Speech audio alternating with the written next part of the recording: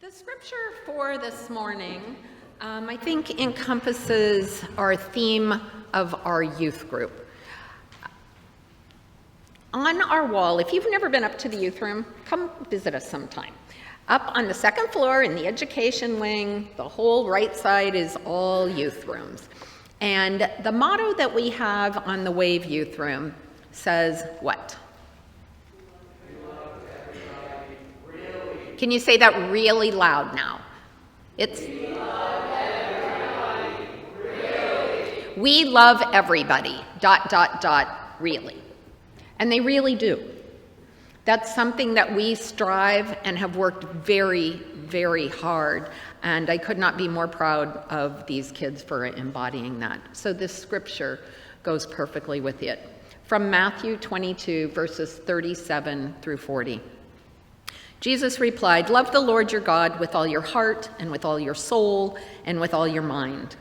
This is the first and the greatest commandment. And the second is like it. Love your neighbor as yourself. All the laws and the prophets hang on these two commandments." Our kids do that. So the sermon title today is Why Youth? Why? Most churches don't have a youth group. We have the second, maybe still the first, I'm not really sure. COVID has definitely taken an impact. Largest youth group in the state of Florida in the Florida Conference, United Church of Christ. Of our 98 churches, right? That's about them. Of our 98 churches, there are fewer than 10 that have anything that they would remotely call a youth group. Right? Sad. One of the things that's happened as I've announced my retirement, semi-retirement, because I will not be working with Riptide and Wave after next December. So hopefully we will hire somebody, I'll transition with them in the fall, and I'll be done in December. But I'm going to continue to work with the young adults, because I think that's another huge need that we have in this congregation, is that 2030 something, right? But now I forgot my point. Where was I going with it? Got it, Alex? Where was I going, Seth? Why do we need a youth group? Thank you. Thank you, Seth. See, this is why I love these kids. They can read my mind, and they're not afraid to call me out on stuff either, which is great. There's been some chatter with me leaving among different places here and there that maybe we don't really need a youth group after all. There really aren't that many kids, and maybe our money should be directed somewhere else. And as you can imagine, you know what that does to my heart. I'm like, what? What are we talking about? Because the youth group isn't me. Nobody's irreplaceable. The youth group is about them. Period. It's about them. I want this to be here for my grandchildren. If it goes away, it was for nothing. So I want that chatter. If you hear it, just kill it for me, okay? Just make that die down. I don't want to hear that. So, why youth? Well, I can tell you a million reasons why, but they can say it far better than me, because they're the ones who live it. They're the ones who come. They're the ones who it impacts. So, we are going to start this with you, Seth. Yeah, come on, you got it, buddy. You did so good last time. So 2 of them spoke at the 8:30, and I just dropped that on Seth that he's going to say it again. But you got this. Expect the unexpected. That's my motto. Hello, my name is Seth Wanamaker. I guess I'll start with like a little background. I came to the church when I was a sophomore in high school because my friend Whitaker had said that he belonged to a youth group, and I grew up in a Catholic church, born and raised, and they were not too thrilled when I told them I was going to this church, because that's how Catholics work. But my church did not have a youth group. My church was very, very small. and very Catholic, so they weren't cool on new things. And until I was about 13, in 7th grade, I was a devout Catholic. Church every Sunday, obeyed all the rules, went to Sunday school, all of it.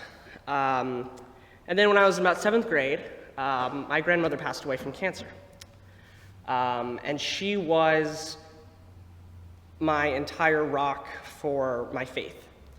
And so when she passed, my faith basically disappeared. Because I was thinking, how could God do this to me? How could God take the woman who was probably the most obedient Catholic on this planet and take her away from me? And up until sophomore year, I didn't really know if there was a God, you know? As I'm sure some of you have questioned in your life, I was not above that, even though I was a devout Catholic. And then I was thinking I wanted to maybe try to get back into it. And no, that's okay.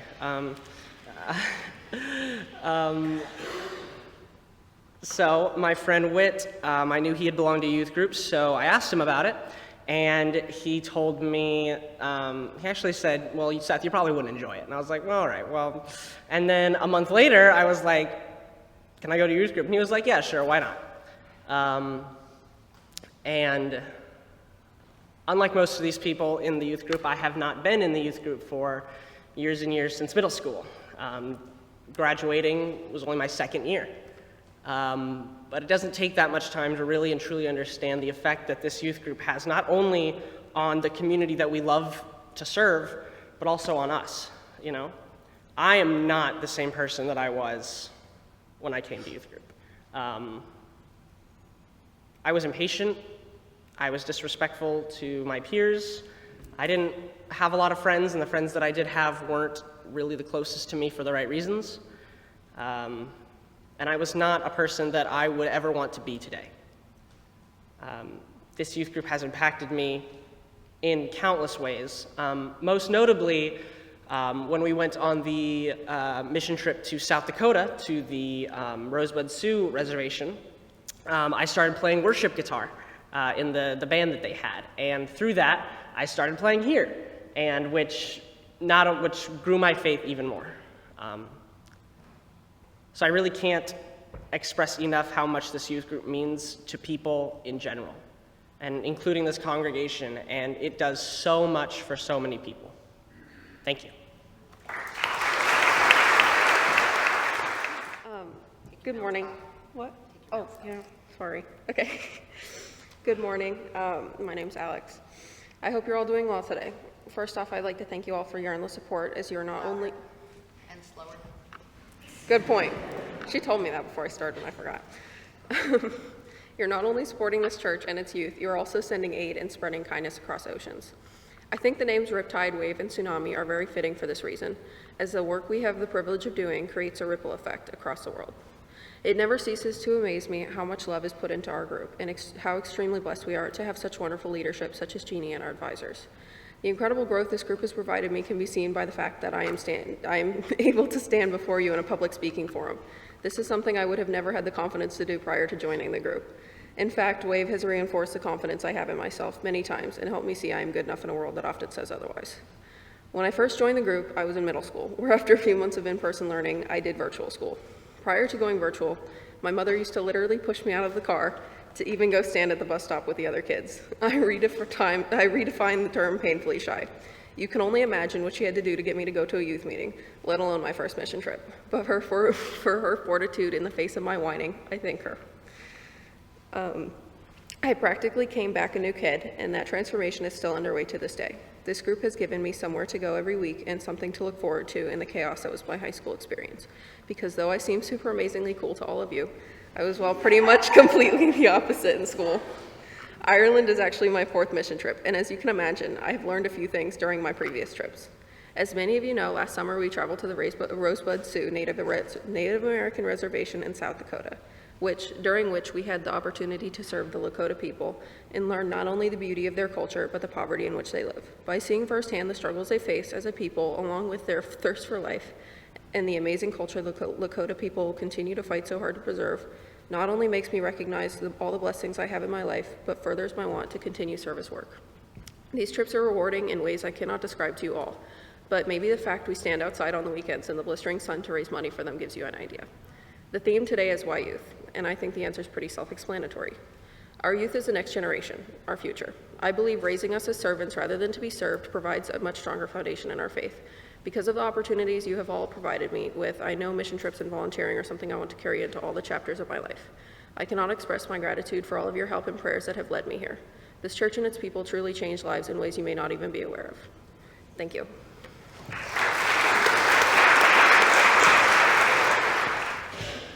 Hello, my name is Laurel. So I guess I'll give a little bit of background too. I also joined the group my sophomore year of high school, so I haven't been in the group as long as some other people. I will say I was never much of a religious person. I didn't grow up going to church or any of that, so when my sister approached me about attending a youth group, I was a little bit skeptical. It was actually Avery, who's also sitting down there, her and her sister were the ones who told us about it, so her and I decided to take a chance and attend a meeting. From the first meeting, I could tell it was a place that I wanted to keep coming back to. I knew a few people, but I also had the chance of meeting some new faces, but now I would call them my friends. Every person I've met throughout the years of being in this group, I can 100% say has made a huge difference in my life. WAVE has brought me together with people I don't think I would have outside of it. I found people to share laughs with, people to cry to, people to prank, and people to do horrible country accents with. Little inside joke.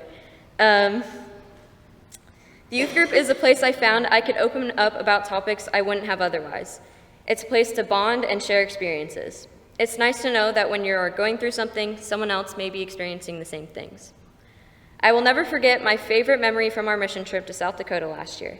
It was our last night, and a big group of us were just sitting in a circle outside. It was Whit and Seth had brought their guitars, and we were all just singing songs with each other, enjoying the moment. We were celebrating Whit's birthday.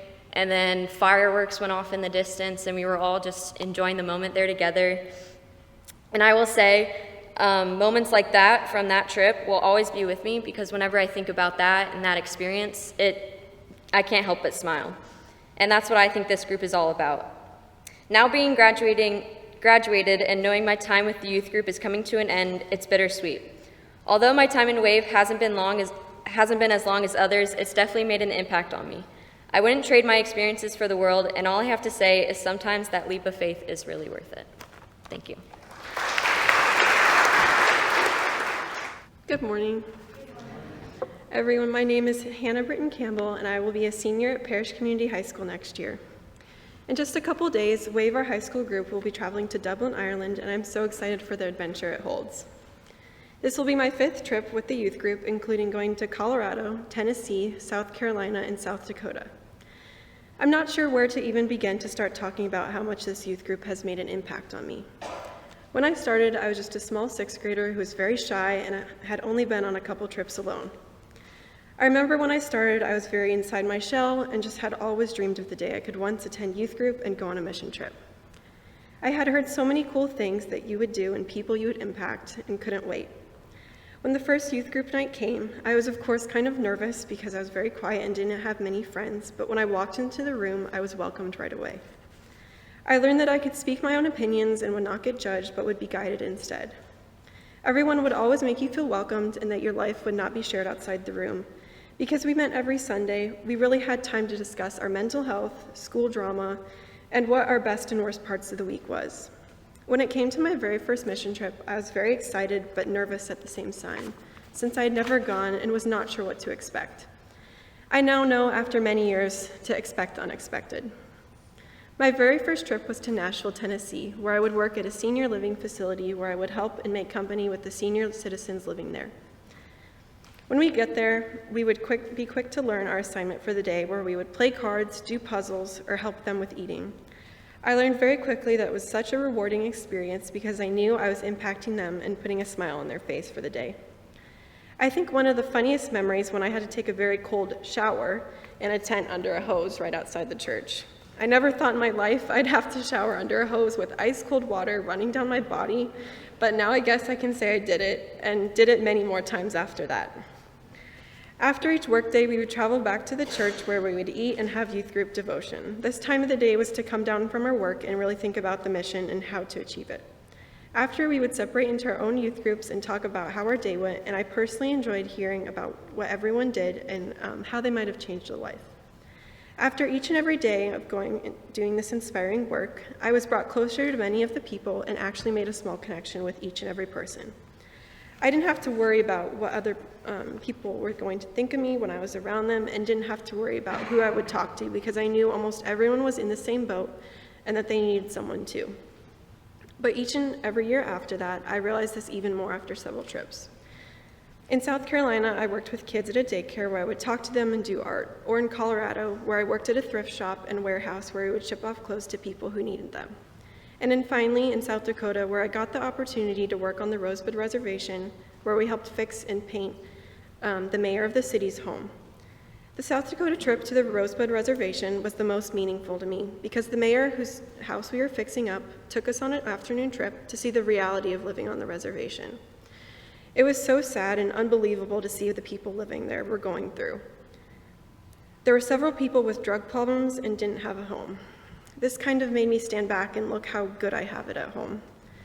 All these trips have really impacted me so much and really taught me that I'm very lucky where I am now and where I live, because there are so many people struggling and don't have it as nice as we do. These trips really pushed me out of my comfort zone. This youth group has honestly changed my life, and I'm not sure what I would do without Jeannie, the advisors, and my friends. They've guided me through very rough years of middle school and high school. I'll definitely miss all of them next year, but I now know I can handle and survive the real world because of these experiences. Thank you.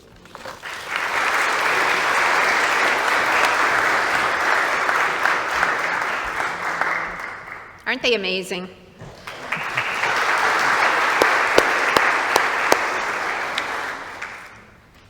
Let me just add a couple little things here.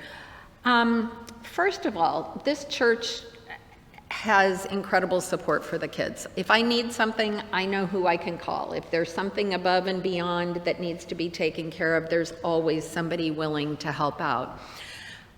Most of this trip is funded by the kids themselves. 100%. They are responsible for covering the costs. They work parking. They do other jobs, things that they can do. But the beautiful thing is, every child who wants to go, goes. We make sure that happens. There are funds in place. There are people who donate. For the last 2 years, we haven't had a, quote, youth Sunday where I've asked for offering and it's gone to the kids, and we've still gotten by, okay? I think it's probably been, I think it was in 2008 was the first time we went to Peru, our first international Peru trip. And much like today's times, then the gas prices were like jumping overnight like crazy, right? 2.5 weeks before it was time to go to Peru, and I was taking 41 youth to Peru.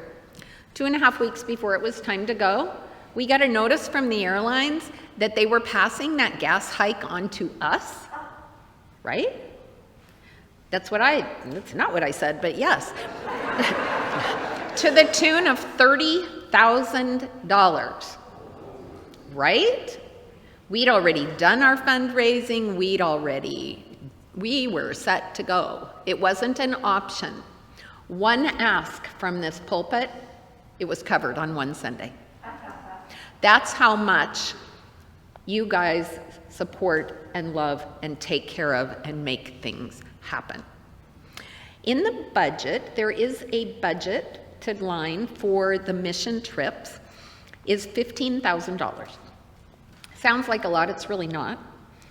I have this year 6 adults who donate their time year after year after year after year to go on these trips. And one of the benefits is they come with me and these kids, but they also give up 2 weeks of their vacation time to come and go, and we pay for their trip. So that's where the majority of money goes. Obviously, in the budget and funding, the parking helps us, your donations help us. And I just cannot say enough, even when we've had 40 kids going, we always make it happen. You guys make it happen, and for that we are extremely grateful. Let me speak to the diversity. Murph, if any of you know Murph, she was at the first service and she asked a question, how come our group is so diverse? She said, it seems much more diverse than maybe our congregation. Where do the kids come from? Well, we kind of answered that, and Seth addressed that a little bit. They come from all over. Hannah lives down in Parrish, over the bridge. So she's coming over the Skyway. That's a huge commitment for the family to make since middle school to come up here every single week. We've had kids come from as far away as Temple Terrace to be here every week. So they're from all schools all over, but predominantly the kids in high school are not ones that I would call raised in our church. They're ones brought by their friends. Somebody hears about it, they tell them about it, and they're like, hey, come join this group. It's pretty awesome. 2 years ago when COVID hit that March and we never went back to school, right? Well, not we, but they never went back to school. We graduated 19 seniors that year, 19. And then the next year, we weren't meeting in the fall. We were meeting virtually. So for the last 2 years, COVID has definitely impacted our group and our ability to bring new kids in. Because first of all, who's going to come virtually to join a group they've never heard about? I wouldn't. And then when you start meeting again, we were masking and meeting outside, so it's been, a transition. Having said that, these guys have all persevered. They've done Zoom, they've done anything and everything to make that happen. The average church attendance, they say good attendance, if you're a good church attender, is once a month. That's what it's considered now in the United States. These kids are there almost every single Sunday for an hour and a half to 2 hours, week in, week out, from September through May. Then they go on trips, then they do retreats, they go out, we feed the homeless, they do lots and lots of things. I would say they're dedicated. The youth group changes lives. When we leave in 2 days, we're going to Dublin, Ireland. This is the first they're hearing of what we're actually going to be doing because it's been very fluid. So when we go to Dublin, we're going to be working with a street ministry. We're going to be there from noon until about 6 or 7 every night, and we're going to be working with children of gang members and ex-cons. It's a safe place at the center for them to come. We're going to be cooking a meal for them every day. It's probably the only meal most of them get in a day. We're going to be helping them with their studies if they need, and we're going to be playing a lot, right? Because we love to play. And these kids don't get to play a lot, Home isn't a place you go to play. We're going to make an impact. These kids are going to come home changed, and they're going to have great stories to tell you about what we do and what happens. We will be using public transit the whole time, and we will be sleeping on the floor of a church because the 2 places they originally had slotted for us, one was at a college and one was a retreat center, are now filled with refugees from Ukraine. We don't care, we'll sleep on the floor of a church. It's fine, doesn't matter. The church is getting air mattresses for each of us so that we will have air mattresses to sleep on. That's what happens. Expect the unexpected. These kids will go anywhere, do anything, and do it well and make you proud. So, thank you. I appreciate all you have done and continue to do for these youth, and that is why youth.